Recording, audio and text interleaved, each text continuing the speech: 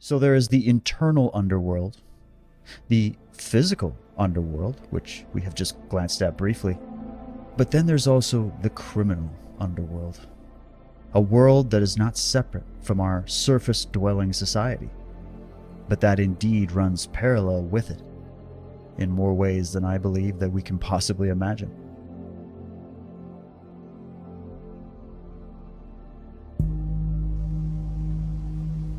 I'm going to give you some information that you never heard before. It's going to shock you, I'm sure. I know it will.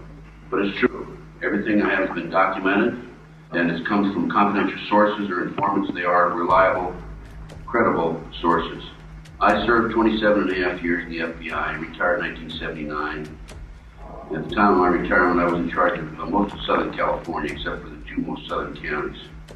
And I basically gave the story. And the story was, of course, that this satanic cult group had come into the house that night, got out of hand, they popped drugs at midnight. And it was, according to Helena, her initiation into the satanic movement. And you know, folks, people just came out of the woodwork. From the East Coast to the West Coast, north to south, people contacted me, gave me the same basic story about satanic cults and about their ceremonies, multi-generational, ritual abuse, and the same stories over and over again from people who did not know each other. So I said, there's got to be something to this. And so I started delving into satanic cults. From there, I went to pedophilia, pornography, prostitution, corruption in the courts, law enforcement, corrupt, prosecutors, corrupt. And I basically learned through my research and through my work on the street. By the way, I do more than just research books. I'm out there. I talk to people. And I basically learned that the satanic cult movement in the United States is very, very active. And for you folks up here in Canada, there is a network between the United States and Canada. There's an extensive amount of traffic between the Seattle, Washington area and Vancouver, BC, among other places. And this is just a drop in the bucket of the information that I developed. I said to myself, where did this all start? What's going on? I don't understand.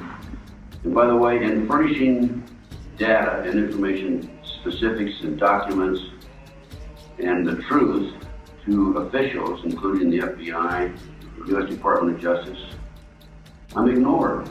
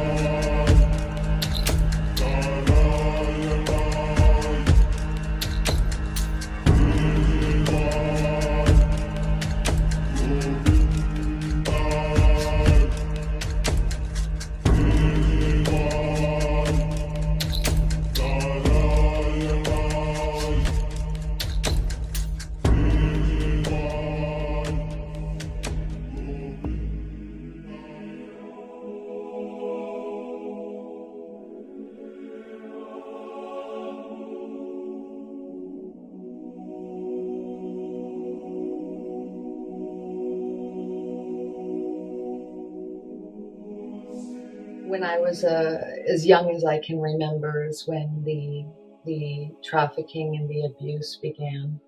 There were a lot of agencies that became involved, such as Child Protective Services, and there was a lot of police involvement. I was basically being passed around I was born into what I refer to as a sex trafficking and international organized crime ring. And because the individuals within this ring, because they are all connected and interconnected throughout the provinces of Canada, into the United States and abroad, these traffickers are.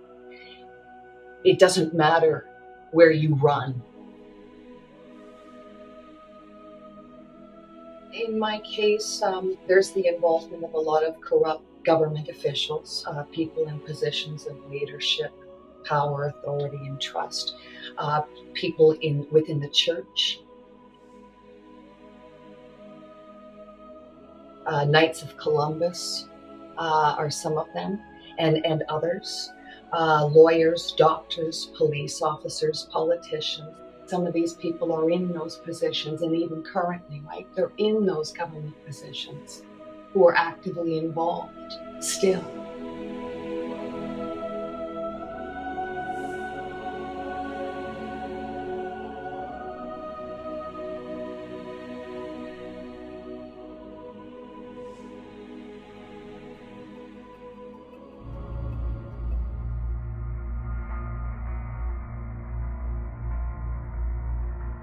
This is a matter, of course, that allows and provides the White House and our government with almost unlimited power in investigating caches of arms and drugs. Now, why would they do that?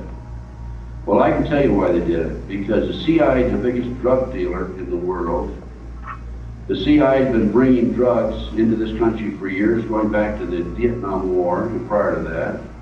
I personally sent the Spectre Committee the names of 16 individuals who had first-hand knowledge of CIA drug operations, bringing drugs into this country.